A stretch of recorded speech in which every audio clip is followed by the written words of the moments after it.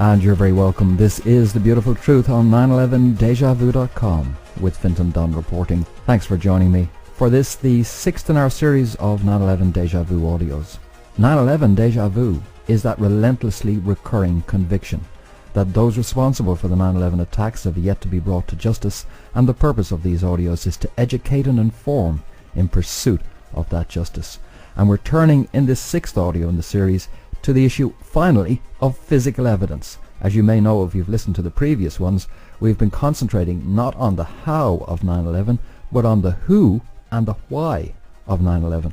And we've charted the links all the way from the end of World War II to the current economic difficulties which the people of the United States and the people around the world are having to deal with, and showing the financial and political connections between all of those events and how the 9/11 attacks fit into that big picture. Remembering always that what these people want to do, those who are trying to deflect you from uncovering the full truth of 9/11, is to box you into a small vision of what has taken place, rather than embracing a larger and more accurate big picture.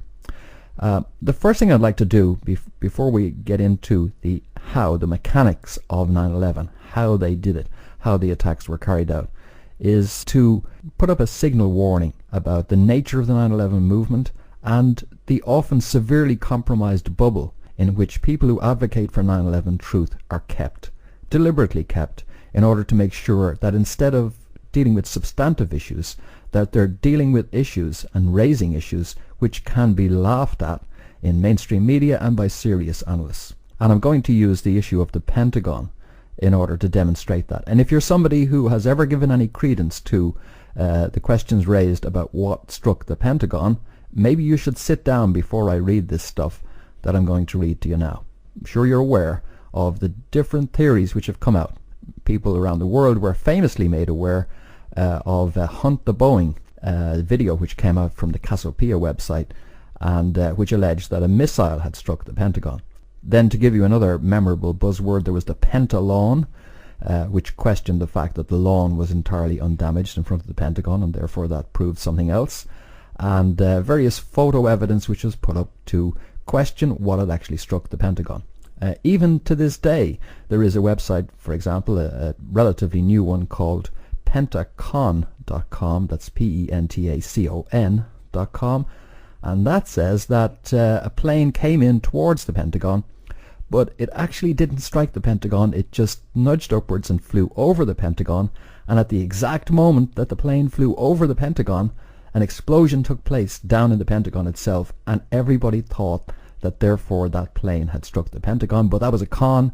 It was an overflight by the plane. Well, I don't know about that, but it's a theory. And you may not know about that either, but hey, it's a theory. Anyhow, this is not just an academic exercise, because we were done, that is, the truth movement was done some terrible damage by Jimmy Walter, who in an interview on Penn and Teller stated in answer to the question, well, if a plane didn't hit the Pentagon, what happened to all the passengers? Jimmy Walter replied that as far as he was concerned, they're probably all still alive. And I needn't tell you the derision with which that response was met by Penn and Teller. So as I say, this is not just an academic exercise. If you come forward with bad questions and raise deeply flawed issues about 9/11, then you end up doing terrible damage to the cause of 9/11 truth. So in that context, and the context of all those questions about the Pentagon, and in the context of demonstrating the bubble in which people are deliberately kept, people in the 9/11 truth movement now, not mainstream media, not the average person in the street, but people in the 9/11 truth community being kept in a bubble and being shielded from information which would completely negate many of the theories which are floating around. I'm going to read you something which is going to be a reality check about all of that. And I'm going to preface what I'm about to read with these remarks. Any theory of what happened on 9/11 which relies on the active participation in a cover-up by rank-and-file members of the US military, or indeed rank-and-file members of the intelligence communities of the United States, United Kingdom, France, Germany, Italy and Russia, is inevitably fatally flawed. Some people are prepared to believe that, hey, everybody who's in the US military is intrinsically and inherently on the side of the New World Order, and that people from the rank of sergeant to colonel to general and all the way up can be totally compromised and willingly participate in cover-up. Many people have the same kind of attitude to, say, members of the FBI, but that's a deeply questionable attitude to take, because ordinary rank and file members of the intelligence community, the FBI and the US military are not in the business of participating in the murder of thousands of their own countrymen and women in pursuit of New World Order agenda objectives. They're not in that business. Military-based deception operations rely for their success on the participation in the operation itself, in the actual operation, of just a very small number of people, and the less people involved the better. And nobody who was even considering planning an event like 9/11 would ever dream of involving more than a very small number of people in the operation. That's the operational constraints under which we're operating. So in the context of all of that, let's just look at the devastating impact of this article on many of the Pentagon theories out there. And the first thing that's surprising about this is that the article was published on Thursday, November the 29th, 2001. That's literally 7-8 weeks after 9/11. And this is the article. You can check this out yourself very easily, because all you got to do is go to Google and type in 2 words, Pentagon and DNA. Press enter, and about the second or third article that comes up in the Google listing is this article. And it's from Stripe, and it's on dcmilitary.com. And it's Thursday, November the 29th, 2001. Forensic feat IDs nearly all Pentagon victims. What some experts have called the most comprehensive forensic investigation in US history ended November the 16th with the identification of 184 of the 189 who died in the terrorist attack on the Pentagon. A multidisciplinary team of more than 50 forensic specialists, scientists and support personnel from the Armed Forces Institute of Pathology, with headquarters at Walter Reed, played a major role in Operation Noble Eagle investigations, officials said. Many of the casualties were badly burned and difficult to identify, an official said. Of the 189 killed, 125 worked at the Pentagon and 64 were passengers on American Airlines Flight 77. Only one of those who died made it to the hospital. The rest were killed on site, and for some, only pieces of tissue could be found. AFIP's team of forensic pathologists, odontologists, a forensic anthropologist, DNA experts, investigators and support personnel worked for over 2 weeks in the mortuary at Dover Air Force Base, Delaware, and for weeks at the DNA lab in Rockville to identify the victims of the attack. Our staff represented every branch of the service, said AFIP Director Navy Captain Glenn N. Wagner. We also received tremendous support from the doctors, nurses and technicians stationed at Dover who participated in the investigation. The investigation mobilized AFIP assets in many ways. In the hours following the crash September 11th, the acting Armed Forces Medical Examiner, Air Force Colonel Abu Bakr Marzouk, worked with FBI and local Virginia law enforcement officials to create a plan for recovering and identifying the victims. At the same time, personnel from the Office of the Armed Forces Medical Examiner positioned and staged equipment to begin operations at Dover. Air Force Major Bruce Ensign served as the AFIP's team leader at the site. We immediately called in regional medical examiners from as far away as San Diego to participate, Ensign said. A total of 12 forensic pathologists, assisted by 2 AFIP staff pathologists, headed the investigation team. Also arriving at Dover during those early critical hours were 2 other key AFIP groups, forensic scientists from OAFME's Armed Forces DNA Identification Laboratory and oral pathologists from the Department of Oral and Maxillofacial Pathology. AFDIL scientists ensured data systems and records were available to make DNA identifications, while the oral pathology group created a triage area to conduct positive dental identifications. Contacts were also made with family services in each branch of the military to obtain ante-mortem information and reference material. Mortuary operations were fully underway by the evening of September the 13th. When remains arrived at the morgue, a scanning device searched for the presence of unexploded ordnance or metallic foreign bodies. A computerized tracking system assigned numbers to each victim for efficient tracking. FBI experts collected trace evidence to search for chemicals from explosive devices and conducted fingerprint identifications. For 8 days, a full complement of AFIP forensic specialists worked 12-hour shifts to complete the operation. Teams of forensic scientists, under the direction of Demaris Lee, a technical leader of the nuclear DNA section, took over the difficult chore of generating a DNA profile of the victims. Their work included not only the Pentagon crash victims, but the victims of the Somerset County crash as well. Every one of the organization's 102 DNA analysts, sample processors, logistics staff, and administrative personnel were involved, from collecting, tracking, analyzing DNA samples, and gathering and logging DNA reference material to preparing DNA reports. For 18 days, following the terrorist attack, AFDIL employees worked on 12-hour shifts, 7 days a week, to meet the mission requirements. Now, that's the report. Came out within weeks of 9/11. Here we are years later, and you still have websites out there like Pentagon.com questioning whether a plane even struck the Pentagon. There is no way that you can get 50 forensic specialists and scientists and support personnel and nurses, doctors, forensic pathologists, odontologists, forensic anthropologists, DNA experts, investigators, other support personnel, nurses, and all the rest to all participate in a knowing, cognizant cover-up of the murder of thousands of members of their own communities. It's not possible, and nobody designing a deception operation would ever consider attempting to pull something off which had to gain the complicity of this kind of numbers of individuals in a cover-up. It's unbelievable that that would even be attempted, and unbelievable that people would participate in such a cover-up. Let me give you an example of what happens when ordinary people, and when I say ordinary people, I'm comparing them to the very ruthless and psychopathic individuals which we do know exist within the black operations personnel of intelligence services and military services, who can and do commit murder at will and without conscience. We know those kind of people exist. I'm not saying such people don't exist.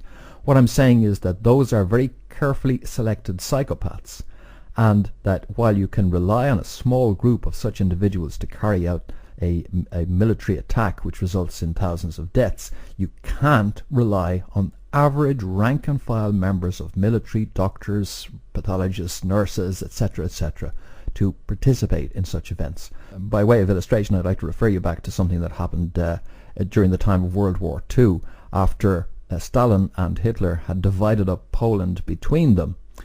Stalin moved his forces into eastern Poland, and he determined that Polish military officers were a threat to him.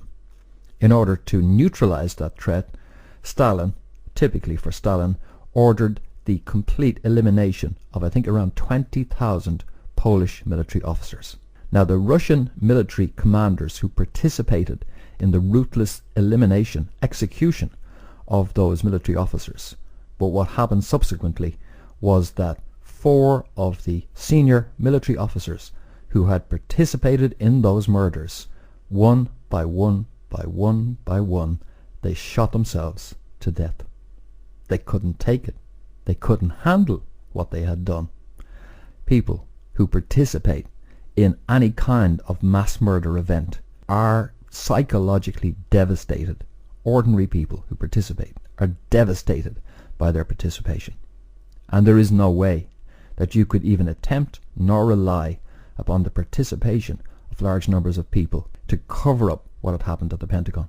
This article clearly demonstrates that 64 passengers on American Airlines Flight 77 were identified from within the Pentagon, from their remains, by professional, patriotic American citizens. And that rules out, and should have ruled out, any further discussion about whether or not a plane had struck and entered the Pentagon on September 11th. Now, how the plane got there, who was flying the plane, and the mechanics of the operation can certainly be questioned.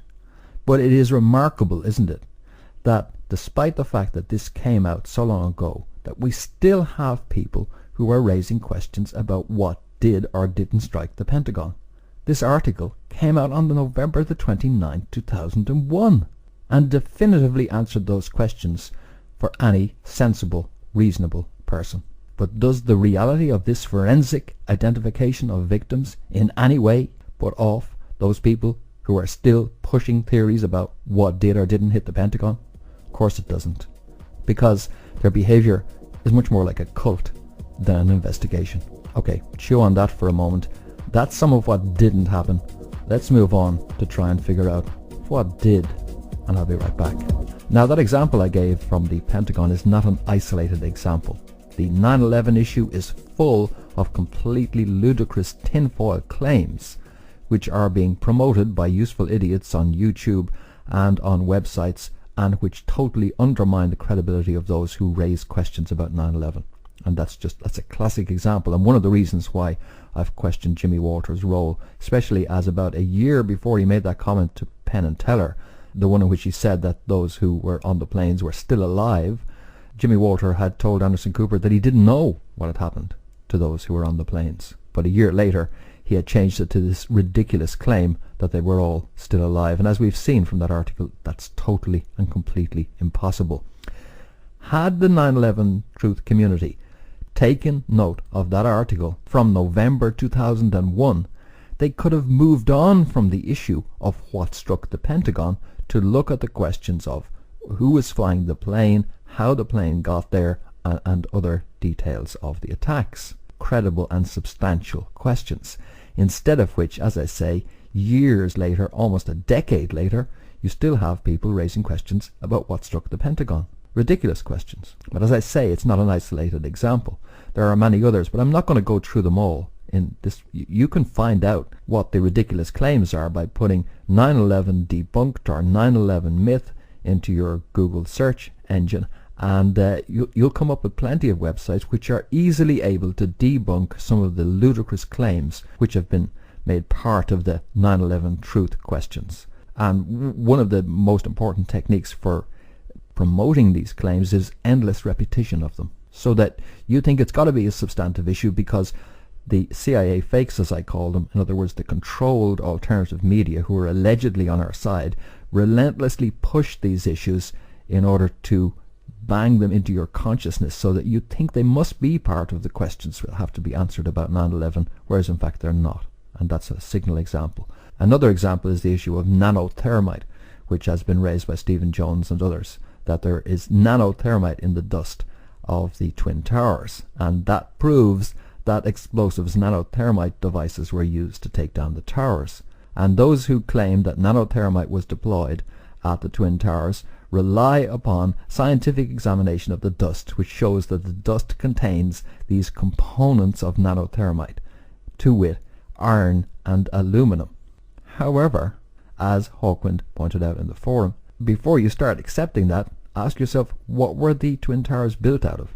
They were built out of steel columns clad in aluminum. Steel, when it's vaporized, atomized, and crunched into tiny aerosolized pieces, which it was in the collapse, turns into an iron oxide. And of course you've got the aluminum cladding as well. So it's hardly surprising that you would find iron oxide and aluminum in the dust, because that's what the towers were made of. And yet this nanothermite thing is bang, bang, bang, relentlessly pushed at you, nanothermite, nanothermite, nanothermite, with plenty of impressive sounding scientific equipment being used to analyze the dust and tell you it has the components of nanothermite.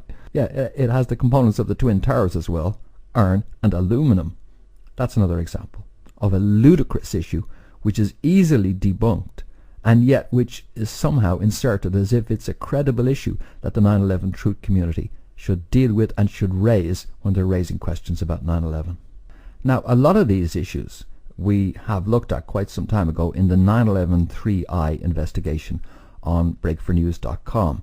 And the members of the Next Level forum there, we took a look at many of these issues with a dispassionate approach, with a scientific approach. We looked at the issue of whether there were planes or not, whether there were space beams or directed energy weapons deployed or not, all of these kinds of issues, even some which would sound ludicrous on face value. we nevertheless put our skepticism to one side and took a look dispassionately at these issues, and after a lot of investigation and probing, we found that just these issues didn't stand up, and we could not find definitive physical evidence to support the claims which were being made by many people who are now an intrinsic part of the 9/11 truth community. And I can assure you that unless and until these ludicrous issues are excised out of the 9/11 truth community, then the questions which are being raised and the community itself will continue to be rightly ridiculed by those who still accept the official version of events. We have got to focus on real and substantive issues and move away from the tinfoil hat ludicrous stuff which has been carefully pawned off on us. The purpose of these ludicrous claims is to render the questions that we raise laughable and justifiably laughable. So let's try and move on from some of that stuff and develop some kind of a working hypothesis for what did happen on 9/11. Now, in order to answer that question, we've got to look at the operational constraints of an event such as 9/11 from the point of view of those who carried it out. The first operational constraint is this: discovery is not an option. The second operational constraint is failure is not an option. There were 3 principal targets on 9/11, and those targets were successfully struck with 100% success. The 2 Twin Towers and the Pentagon, and both of the towers were brought down. That's what you call 100% operational success. There were 3 planes used to achieve that success, and in order to guarantee that there would not be failure, there was a 4th plane which was a backup, which was kept in reserve just in case anything happened with the other 3 planes. And when the attacks had been successfully completed and that 4th plane was no longer required, as you know, that 4th plane was nosedived into the ground in Pennsylvania. So that's the kind of literally military precision which is required, and that's the kind which was achieved. And the third operational constraint is a very small number of people involved in the actual operation itself. The kind of people who would know, 100% know, what had taken place must be very, very small in number. Now afterwards, you can deploy people in cover-up operations who don't have to be in on the mechanics of the event itself. I'll give you an example of that. An example would be when the FBI arrived and confiscated various videos from the scene around the Pentagon. They confiscated those videos, thus depriving the truth community of the evidence which would show that a plane had struck the Pentagon, by the way. So you can see that by confiscating the video, we would have seen clearly in those videos that a plane had struck the Pentagon. You'll notice that we've never been shown that, because if we had, we would say, oh right, okay, plane struck the Pentagon. Let's then figure out what else we should be concentrating on that's a real issue instead of the unreal issue of what did or didn't strike the Pentagon. Now, those FBI personnel who confiscated the videos, did they have to be in on things? No. They simply got orders to go and confiscate the videos.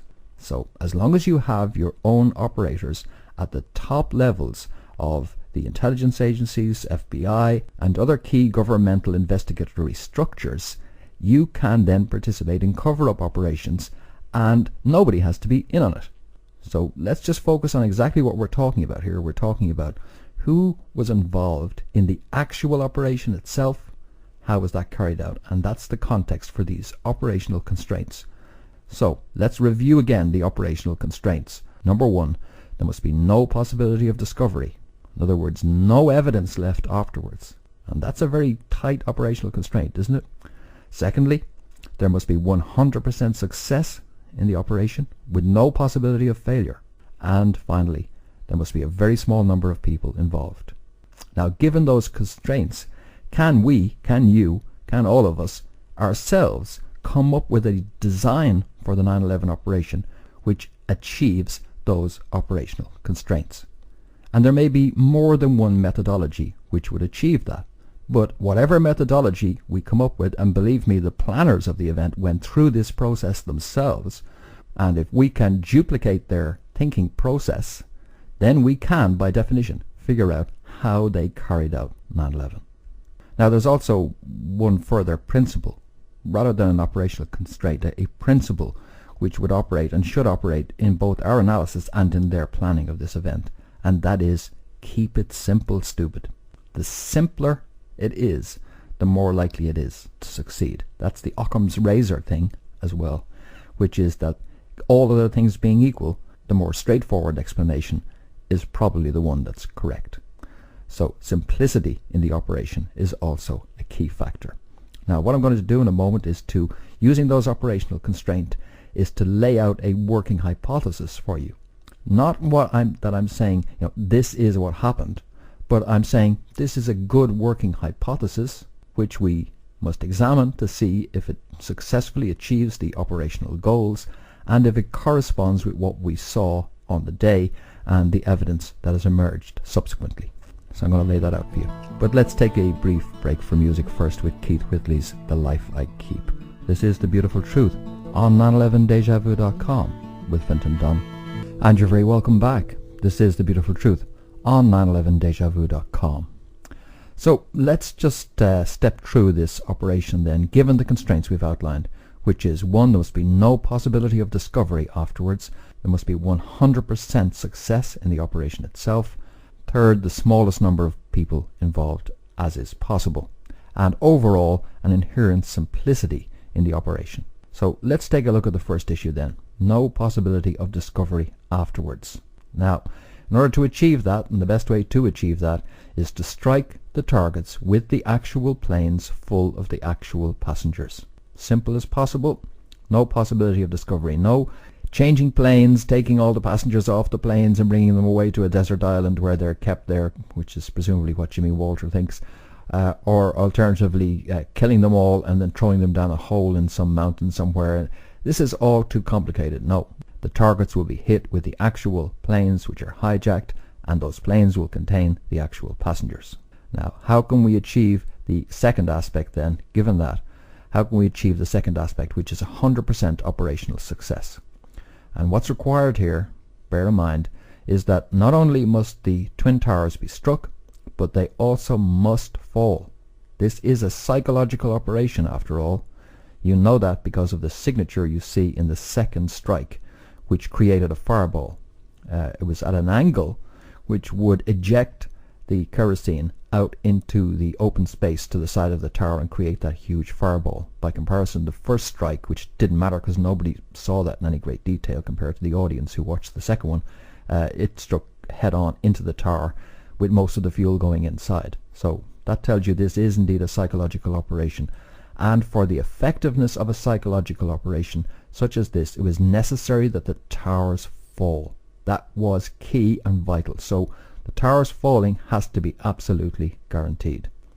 When it comes to the question of the Pentagon, the operational constraint is this. The casualties must be minimized at the Pentagon. Reason why? Too many casualties at the Pentagon. The Pentagon is a military structure.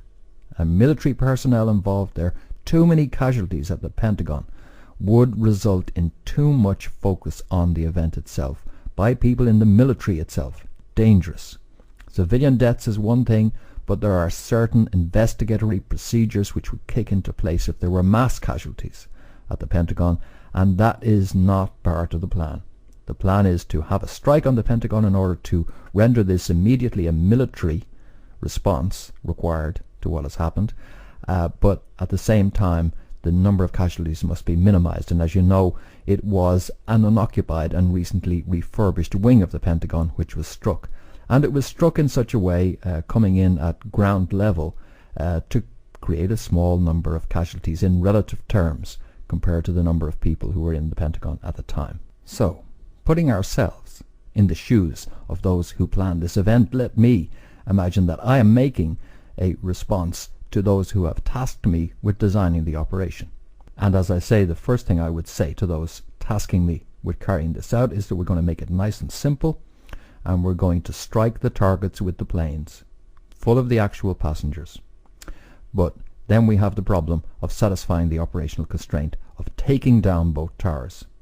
Well, how are we going to take down the towers simply by striking them with planes? Surely that's not sufficient. Correct, it isn't sufficient. to take down the towers to simply strike them with the planes. The resulting fire, which would take place if we just slam into the towers any old way, is likely to be quite serious, but not necessarily enough to take the towers down in a very short period of time and to guarantee that they will come down. In order to guarantee that the towers come down, we must strike them in a very particular way, and we've worked out that the way we need to strike them is at about a 30-degree angle. So the planes which impact the towers must not impact them in level flight with both wings level, absolutely horizontal. That won't necessarily do it. It would set off fires on perhaps 1 or 2 floors, which would be taken out by the incoming plane. But 1 or 2 floors is not enough. We must spread substantial fire over about 5, 6, up to 7 floors by the impact, at the same time creating a huge hole across multiple floors, allowing a fire, a multi-floor fire of about 4, 5, 6 floors which are of fire to take place. Now if we hit them at a 45-degree angle, that's too steep an angle, because we'll end up spreading the fuel which is going to fuel the fires too thinly over too many floors and not necessarily get the kind of severe concentrated multi-floor action that we're looking for.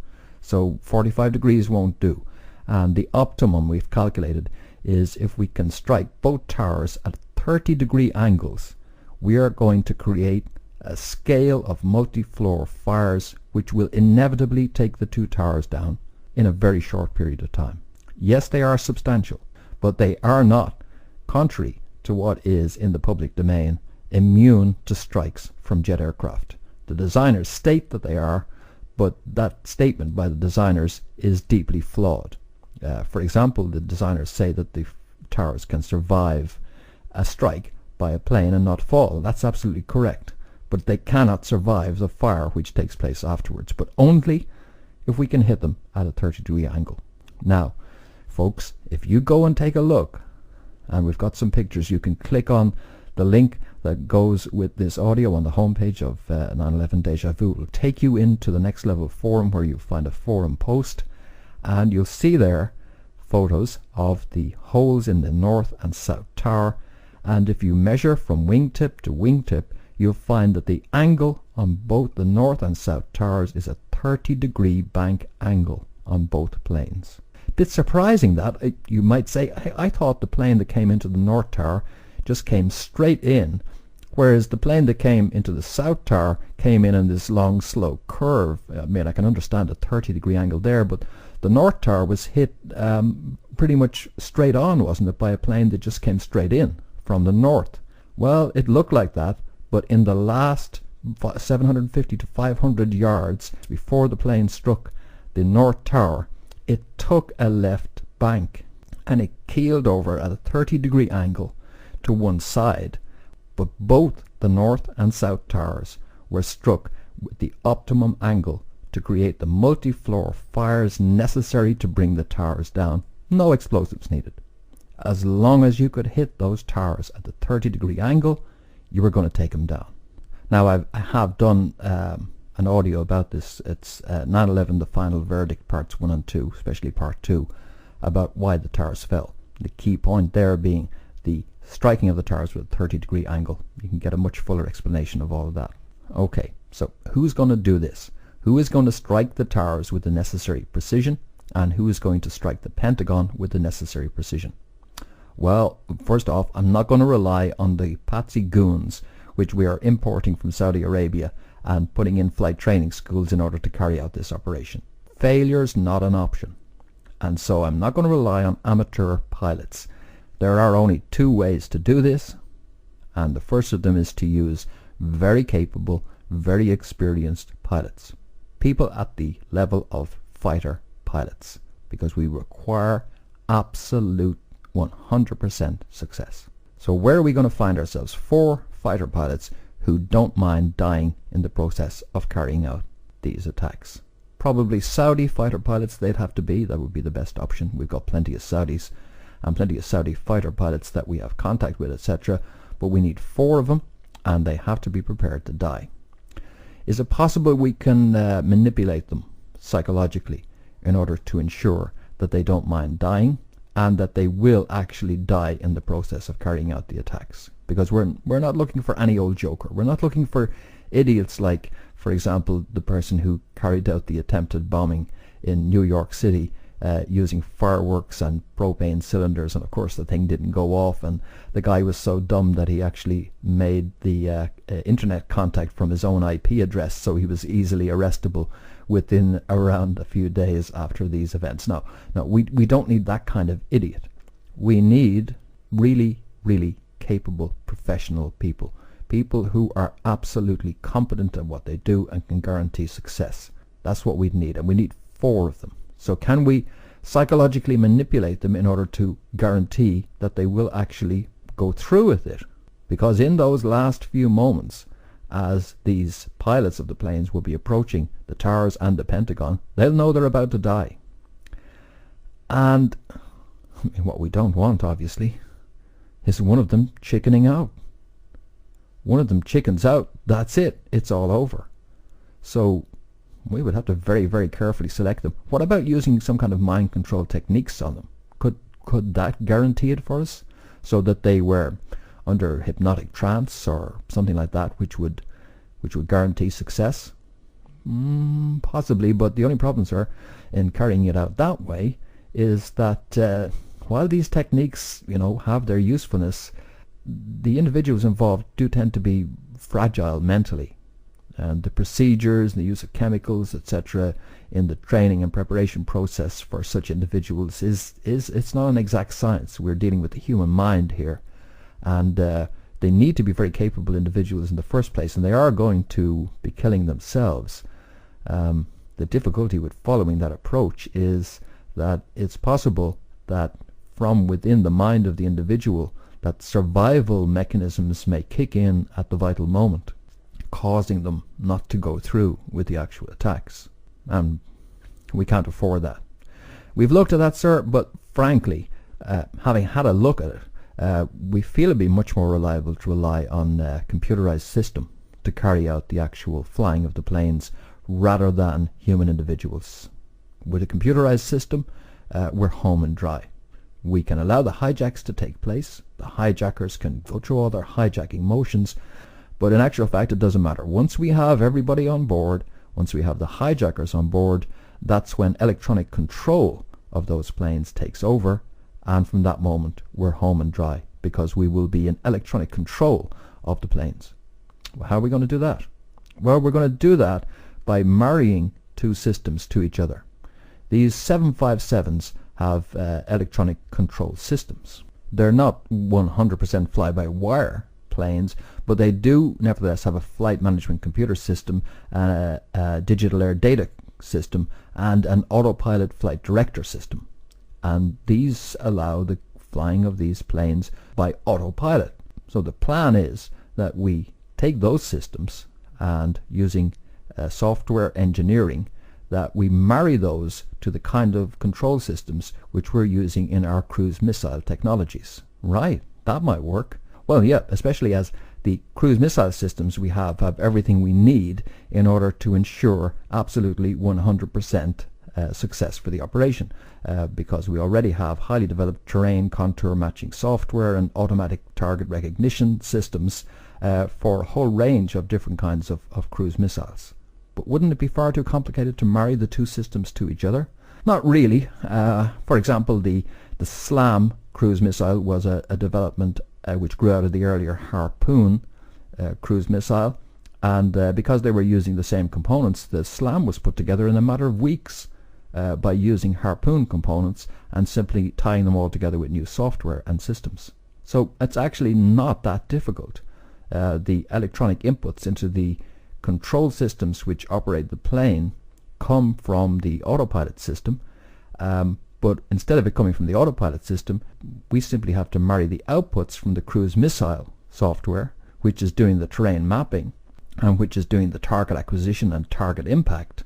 At the end of the day, all that does is it moves the air control surfaces which are guiding the cruise missile in order to achieve the targeting, and we simply plug those inputs straight into the inputs which are being used as a matter of standard on the 757.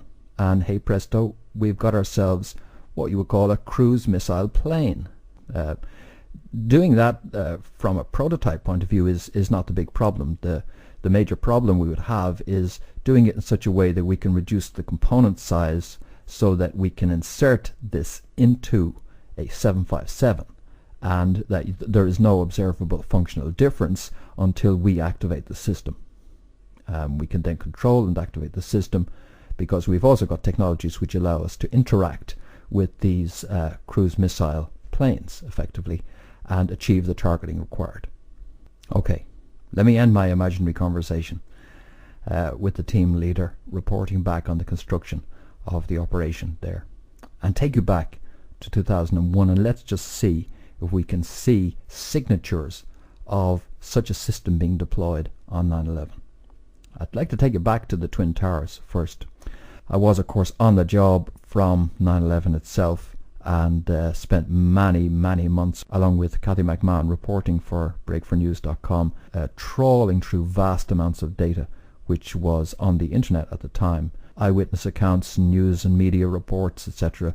And from that huge volume of information, there was one piece of information which came out from an eyewitness, posted as a comment on an obscure website, not featured in mainstream media, not featured anywhere actually. I never came across any other eyewitness account which duplicated this particular eyewitness account. As I say, it wasn't something that I had reason to suspect it may be a deliberately false eyewitness account, because this was, and I can't nail down the source of it because it trawled through so much material, but I do remember and will never forget the day I came across this particular comment, and I did file it away at the time in the back of my mind. And it was from an eyewitness, and according to this eyewitness, the air control surfaces on the plane were moving rapidly as the plane came into the South Tower. Now, what do I mean by air control surfaces? There are various ailerons and other air control devices on the wings, and of course the elevators and rudder, which are used to control the angle and direction of a plane. And what the eyewitness account was saying was that these air control surfaces were moving rapidly as the plane came into the South Tower. At the time, that was a red flag for me for a computerized control system, because when humans are making those adjustments, they are not rapid. And the description this person used was that these air control surfaces were moving very rapidly. I'm not offering that to you as evidence, by the way, because I can't find the original account, and B, that's only one eyewitness, so it's not something that you can rely on from an evidential point of view. But it certainly got me thinking at the time. And as I say, I did not see this elsewhere. I've no indication that this was part of a deception, because it was literally on one account on an obscure website, an eyewitness account, and that was the last that was ever heard of it. I never saw that mentioned anywhere else since, etc. So I have every reason to believe that that was a genuine eyewitness account, but I'm not relying upon that for evidence. But that would be one of the signatures of a computerized control system being used to guide the aircraft into the targets. So let's see if we can see any other evidence which might confirm that. And I do think that you will find some confirmation of that from the many eyewitness accounts of what happened at the Pentagon. And I'm going to read you some of those eyewitness accounts of what happened at the Pentagon, and then we can ask ourselves afterwards if we can see the signature of a computerized control system in these eyewitness accounts. There is one eyewitness account from Gary Bauer, for example, and he says he just passed the closest place to the Pentagon on the exit on 395 when all of a sudden I heard the roar of a jet engine. A few seconds later we realized the jet was coming up behind us on that major highway, and it veered to the right into the Pentagon. The blast literally rocked all of our cars. It was an incredible moment. Another eyewitness, Ayzan Kırıkdüzli, an English language student who's a native of Turkey, saw the jetliner bank slightly, then strike the western wall of the Pentagon. Here's another eyewitness account from Frank Probst, and I'll give links to these eyewitness accounts in the forum post on the Next Level forum that goes with this audio. Frank Probst left Wedge 1 construction site's trailer and began walking to the modular office compound, which is located beyond the extreme north end of the parking lot, for a meeting at 10 a.m. As he approached the heliport, he noticed a plane flying low over the annex and heading right for him. the aircraft pulled up, seemingly aiming for the first floor of the building, and leveled off. Tim Timmerman was looking out of a window on the 16th floor overlooking the Pentagon in a corner apartment. He says that American Airways 757 added power on its way in. The nose hit, the wings came forward, and it went up in a fireball. This account of adding power on the way in is also confirmed by Mark Bright, who's a police officer at the Pentagon and who saw the plane hit the building. He said, "I knew it was going to strike the building because it was very, very low at the height of the streetlights. It knocked a couple down. The plane would have been seconds from impact. The annex is only a few hundred yards from the Pentagon." He said he heard the plane power up just before it struck the Pentagon. James Ryan was within 100 feet. He gave a video interview in which he said that he saw the plane coming in very low. He says at that point he tilted his wings this way and that way, and then he straightened out and suddenly hit full gas. So there's an account of wing movements and then a power up. An anonymous account from the Pentagon, which was posted on the internet but has not been identified, it's consistent with these accounts, says, "At approximately 9:45 a.m. I entered the old office of my friend Gary Ramos, directly adjacent to the executive director. As I stood there, I instinctively ducked at the extremely loud roar and whine of a jet engine spooling up. He was slightly left-wing down as he appeared in my line of sight, as if he'd just jinked to avoid something. As he crossed Route 110, he appeared to level his wings, making a slight right-wing slow adjustment as he impacted on the west side of the building." Another eyewitness, Steve Storty, said time seemed to slip into slow motion as he watched the plane cross over Route 395, tip its left wing as it passed the Navy annex, veer sharply, then slice into the Pentagon. "I remember thinking that whoever's flying this knows what they're doing," he said. Afawork Hagos, a computer programmer, was on his way to work but stuck in a traffic jam on Columbia Pike near the Pentagon when the plane flew over. Everybody was running in different directions. It was tilting its wings up and down like it was trying to balance. It hit some lampposts on the way in. There's a number of accounts there, and as ever with eyewitness accounts, people often focus on different things, or they often construct impressions post facto, which actually are memory creations and which didn't take place. So you can't rely on just one.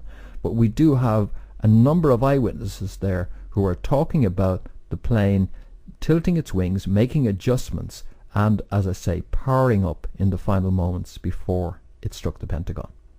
There is one eyewitness account in particular, which is, I think, probably the most reliable eyewitness account you could get, and it's from Penny Elgas, who exited I-395 and came onto Washington Boulevard heading for the Memorial Bridge, and she was stuck in traffic almost in front of the Pentagon. Now, her account is very important to us for this reason, is that it took place in slow motion. Let me just quote you some of this particular account. "I heard a rumble, looked out my driver's side window, and realized I was looking at the nose of an airplane coming straight at us from over the road that runs perpendicular to the road I was on." That's the Columbia Pike. "The plane just appeared there, very low in the air, to the side of and not much above the Citgo gas station that I never knew was there. My first thought was, oh my God, this must be World War III. In that split second, my brain flooded with adrenaline, and I watched everything play out in ultra slow motion. In my adrenaline-filled state of mind, I was overcome by my visual senses. At the second that I saw the plane, my visual senses took over completely, and I did not hear or feel anything, not the roar of the plane or wind force or impact sounds." Now, this is a known psychological mind response. You've often heard of people talking about when they're involved in an accident, a traffic accident or whatever. Some people go into this slow motion visual state. And what happens as a result of that is that it's absolutely ultra slow motion, what happens, and it's very, very accurate, because the person has got photographic memory of the event because of having tripped into this ultra slow motion mental state. So continuing, she says, "I saw the plane coming in slow motion toward my car, and then it banked in the slightest turn in front of me toward the heliport. In the nanosecond that the plane was directly over the cars in front of me, the plane seemed to be not more than 80 feet off the ground and about 4 or 5 car lengths in front of me. It was far enough in front of me that I saw the end of the wing closest to me and the underside of the other wing as that other wing rocked slightly towards the ground. I remember recognizing it as an American Airlines airplane. I could see the windows and the color stripes. The plane seemed to be floating as if it were a paper glider, and I watched in horror as it gently rocked and slowly glided straight into the Pentagon. At the point where the fuselage hit the wall, it seemed to simply melt into the building. I saw a smoke ring surround the fuselage as it made contact with the wall, and it appeared as a smoke ring that encircled the fuselage at the point of contact, and it seemed to be several feet thick. I later realized it was probably the rubble of churning bits of the plane and concrete. The churning smoke ring started at the top of the fuselage and simultaneously wrapped down both the right and left sides of the fuselage to the underside, where the coiling rings crossed over each other and then coiled back up to the top. Then it started over again, only this next time I also saw fire, glowing fire in the smoke ring. At that point the wings disappeared into the Pentagon. Then I saw an explosion and watched the tail of the plane slip into the building. It was here that I closed my eyes for a moment, and when I looked back, the entire area was awash in thick black smoke. That is an absolutely astonishing description of what happened, including she's describing there the actual physical impact of the fuselage with the building, and she's seeing the development of these coiling rings of churning metal and rubble developing around the plane and how they moved. Unbelievable levels of slow motion. But taking us back to the other aspects of her account, which I think because of the quality of this account are quite reliable, she's talking again about these gentle adjustments, like a rocking movement where plane wings are going up and down slightly. So there's a number of things going on there in terms of small adjustments taking place in the last 1,000 yards or so before impact, and also a revving up of the engines in the last 1,000 yards or so before the impact. And these accounts are consistent with that eyewitness account which I did come across in the weeks after 9/11 in the course of surveying a vast amount of material, which also described these movements of the wings in the last moments. Now, why is that important? It's important for this reason. Once you've got either the Pentagon or one of the towers in your sights coming right up to you, and you're piloting, if there was an actual pilot piloting and you're about to impact it, you really don't need to start making small adjustments at that point. For example, the Pentagon is a vast building. Once you are there or thereabouts with the Pentagon, you don't really need to worry about making small adjustments. There's another issue with regard to the Pentagon, which is this, is the way in which the plane came into the Pentagon. The Pentagon's a very, very large target, and you can see it from thousands of feet up. You can clearly see the Pentagon. You do not need to come down low and then track into the Pentagon in order to strike it. That's how you might miss. You can simply dive bomb from a height straight down into the Pentagon, hitting it at maximum speed, and you don't care where you hit it because it's a heck of a big target. Why are you going to complicate things by coming down to 70, 80, 100, 120, 200 feet on your approach in, and then having to spool up the engines in order to stay on target, and then start making fine adjustments? That has more of the signature of a terrain mapping system which is being used to guide it in, and which is then triggered as it passes I-395 to make the final adjustments, because it knows exactly where it's headed for. It's headed for a very specific point on the Pentagon, and it's going to achieve that within an accuracy of a matter of a couple of feet because of the accuracy of the various systems which can be deployed in cruise missile technology. Get it? So I put it to you that specifically in relation to the Pentagon first, let's just deal with that one, that if you want to hit the Pentagon, the surest way of doing that, even if you're an amateur pilot, let alone a professional pilot, is to simply come at it from a height of around about 10,000 feet up and just come straight down at it, straight down at it, straight down at it, and smack into it. And what those eyewitnesses would have seen in that event was they would have seen a plane coming down from a great height above, maybe 30-degree angle straight downwards from a height, and right into the roof of the Pentagon.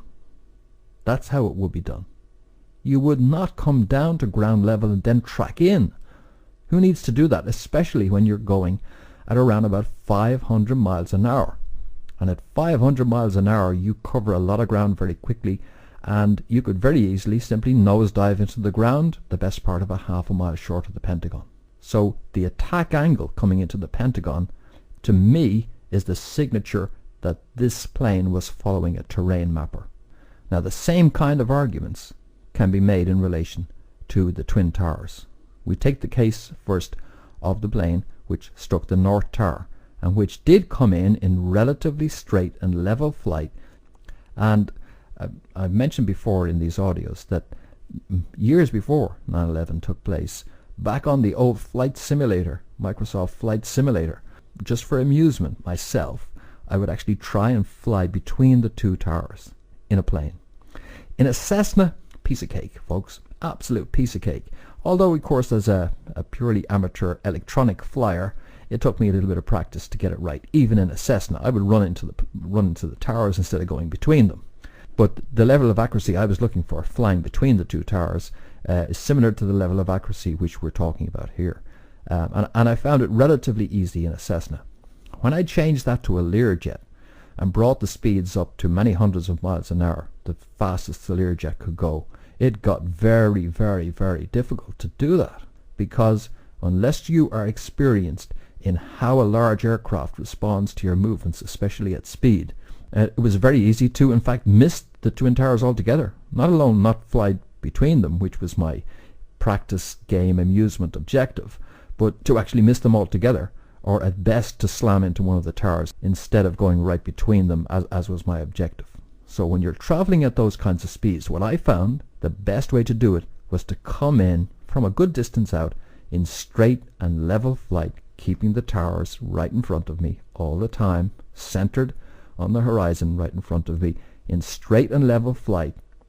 So I'm not messing around with adjusting the angle of the wings or anything else as I come in. No, I've got it lined up, and then I simply slide into it at high speed.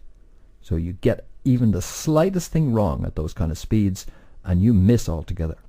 So when we see that in relation to the North Tower, the plane did come in relatively straight flight into it. But then, as I say, in the last 1,000 yards or so, it keels over and makes this 30-degree impact. In the case of the aircraft striking the second tower, the South Tower, well, very hard to explain that would be done by an actual pilot. You couldn't make it more difficult than this guy did if that was a human flyer, because the plane came in a slow circular loop, which made it extremely difficult to accurately strike the towers and raised the possibility of actually missing them. Because when you're keeled over at an angle like that, you're also having slippage. It's not just that the plane is keeled over, it's actually, because of the angle, air is bleeding out from underneath the wings in an unpredictable manner, which may cause you to actually slide off target, slide to the right as you're trying to turn in. It just increases the complexity to no end.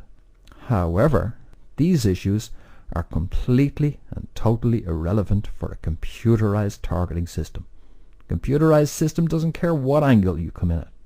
It's going to do whatever is necessary to strike the target in the exact point that's required and at the exact angle that's required. No problem. And of course, the other thing to note about that second tower strike is that it also achieved the fireball effect for psychological operations effectiveness. If the second tower had been struck like the first, you would have seen, as we saw in the case of the North Tower, you would have seen a fireball, but it would not have been as spectacular as the fireball you saw. The angle of approach into the second tower, not only did it achieve the 30-degree angle required in order to create the hole that was definitely going to create the fire which would take the tower down, but also because of coming in at that angle, which made hitting the tower so much more difficult for a human, but because of coming in at that angle, it also ejected the material out to one side of the tower and out into open space where we could see that huge pyrotechnic effect that is so effective whether you're either watching a movie or watching this real-life pyrotechnics designed for psychological impact. The shock value of that in real life was an essential component of this psychological operation.